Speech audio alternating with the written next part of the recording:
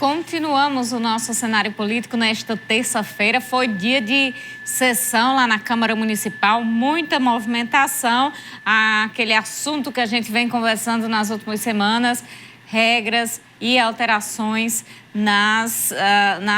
no regime próprio de previdência do município de Mossoró. Primeira votação hoje. Se você ligou agora, nós já mostramos reportagem de como tudo aconteceu nesta manhã na sessão ordinária na Câmara.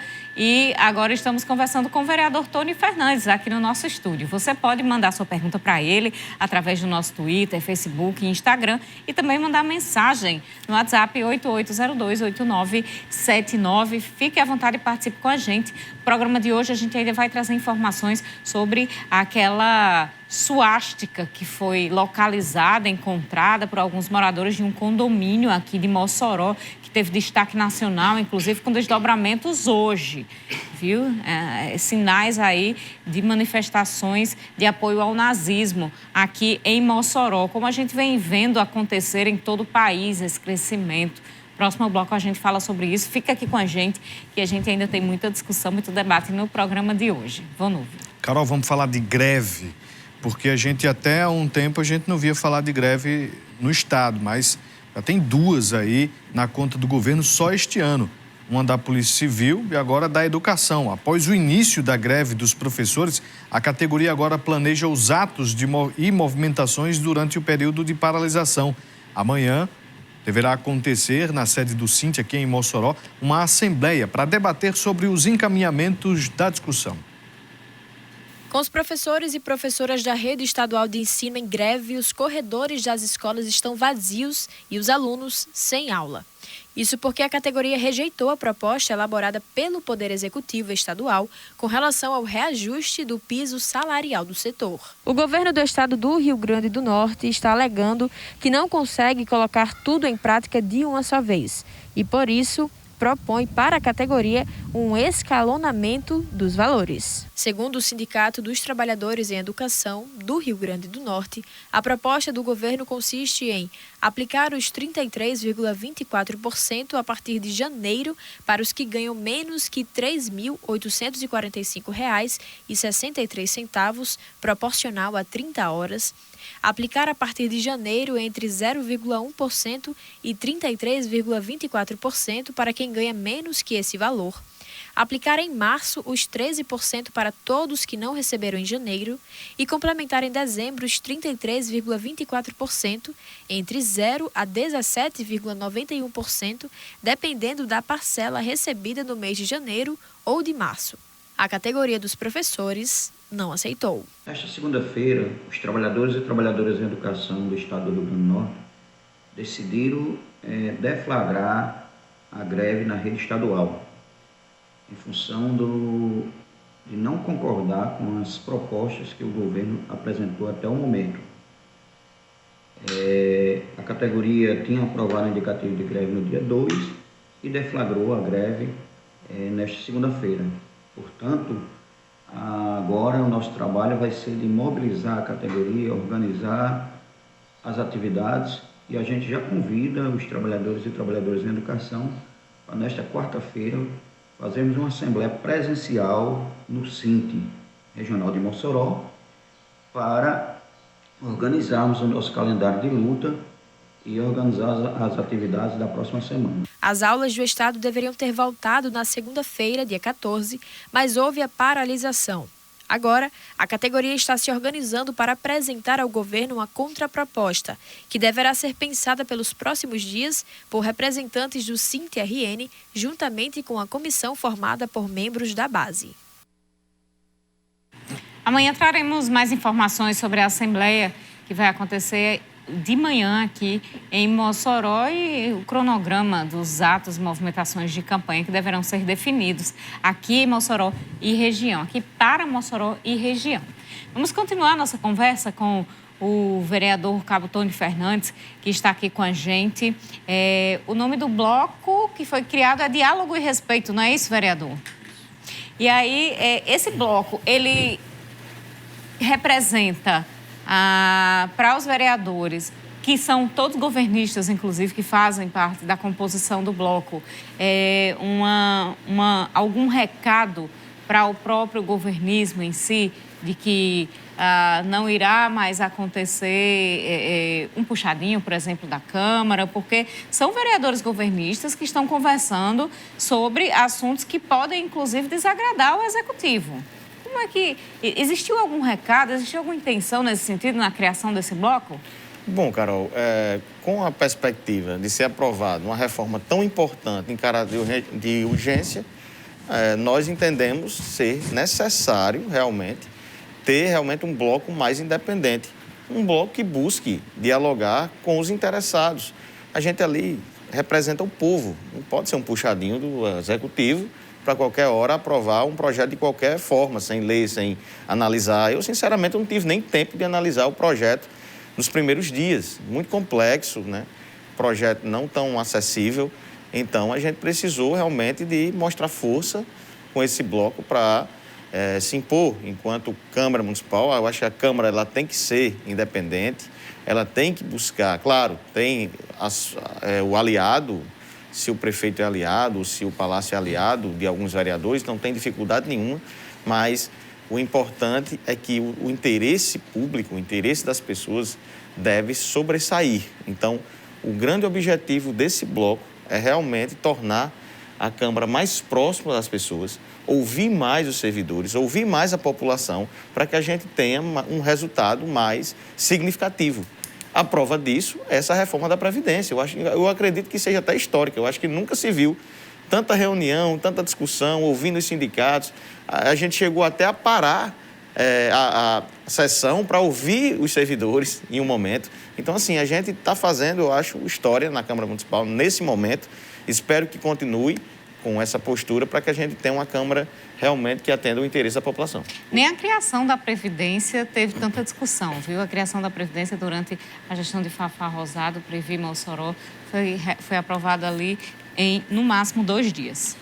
O nome do bloco é Diálogo e Respeito. O diálogo, pelo que a gente está vendo, aconteceu desde o primeiro momento ali com a audiência pública, depois a reunião do prefeito com vereadores e sindicatos, agora com a primeira votação, ontem mesmo, com aquele Tiveram momento também ali. Várias outras reuniões, né? Isto. O diálogo aconteceu. E o respeito durante este processo de negociação houve por parte do Executivo, por parte de quem discutiu, de quem debateu, porque, pelo que eu vi, a paciência teve que ser estabelecida durante todo o diálogo, né? E o respeito existiu de fato? Sim. Inclusive, eu quero aqui chegar a parabenizar os técnicos da Previ, doutor Paulo Linhares, Rodrigo, Ellen, que fizeram um excelente trabalho, ouviram as propostas, as reivindicações dos sindicatos, analisamos minuciosamente todos os pontos, analisando a constitucionalidade, analisando se é possível, fazendo a comparação com a emenda 103, que é a federal, no caso, que precisa se adequar a essa emenda federal. Então, assim, a equipe do Executivo, os representantes da Previ, inclusive eu quero aqui enaltecer, fizeram um show de democracia, passividade, houve um diálogo muito tranquilo, inclusive também a bancada de situação, Genilson, né, o líder da bancada de situação, ele teve também um equilíbrio em vários pontos, em vários momentos. Então, também a oposição, Francisco Carlos. Então, eu acho que deu para caminhar bem e houve realmente o respeito aos vereadores, aos servidores e ao próprio Executivo, e principalmente ao nosso povo. O povo merece ser respeitado, né? Merece ser ouvido, e ali é a casa do povo. Então, o objetivo de ter a Câmara Municipal, ter os debates, é envolver a população. Não adianta ficar só num ciclo entre vereadores e Executivo. É importante envolver as pessoas envolvidas, o interesse público, que nesse caso era dos servidores públicos, né? Os maiores afetados pela reforma. Sobre este assunto, a gente tem a participação do Aldo Ferreira. Ele diz: antes da reforma era 60 anos, 35 de trabalho. Com essa reforma, como ficou? O que melhorou para o funcionário? 6 anos sem reajuste. Bom, a gente fez o possível, né? Principalmente no tocante à questão dos pontos. Quando você vai analisar, antigamente eram 100%, agora ficou em 85%, que foi uma luta já hoje de manhã, para essa questão do cálculo para a aposentadoria. Teve a questão também dos professores, e houve essa redução de 58, 53. Teve também a questão dos os servidores da saúde, ficou 52, 55.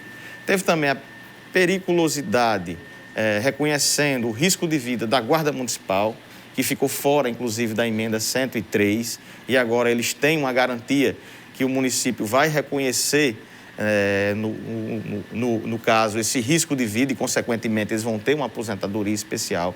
Então, eu acredito que não foi o ideal, até porque é quase impossível a gente não ter feito essa reforma, até porque, como eu disse, é uma imposição legal da emenda 103.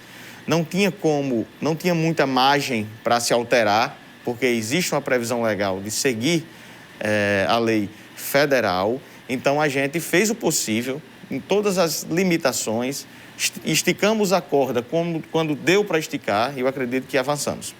Tony, sobre a ausência do prefeito que cumpre a agenda em Natal, ele se reúne com entidades, com secretarias do governo do estado, ministérios e até entrevistas que ele está concedendo lá na capital.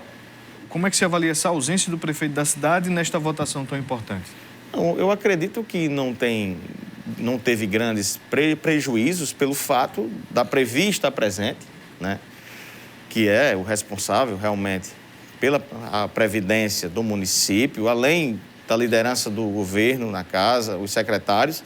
Eu acho que não teve um impacto essa ausência do prefeito. Até porque o assunto, como eu falei, as discussões foram muito bem discutidas, travadas, analisadas, pensadas. Então, a presença do prefeito na cidade ou não, eu acho que não ia interferir Tony, no resultado. Em relação a discussões, acabando essa questão do Previ, das alterações no regime próprio de previdência, deve vir aí por parte dos servidores da educação a questão do piso salarial, reajuste do piso salarial. Essa categoria já tem buscado o senhor especificamente para conversar sobre este assunto? Sim. Inclusive, nos procuraram já o sindicato para alegar essa necessidade de se discutir o piso dos professores, que é um direito constitucional. Foi aprovado agora cerca de mais de 33%. Então, a gente entende que é algo fundamental para o professor merece respeito, dignidade, e isso passa por valorização salarial. Então, aqui eu faço um apelo, inclusive, ao executivo do município que cumpra o piso, né?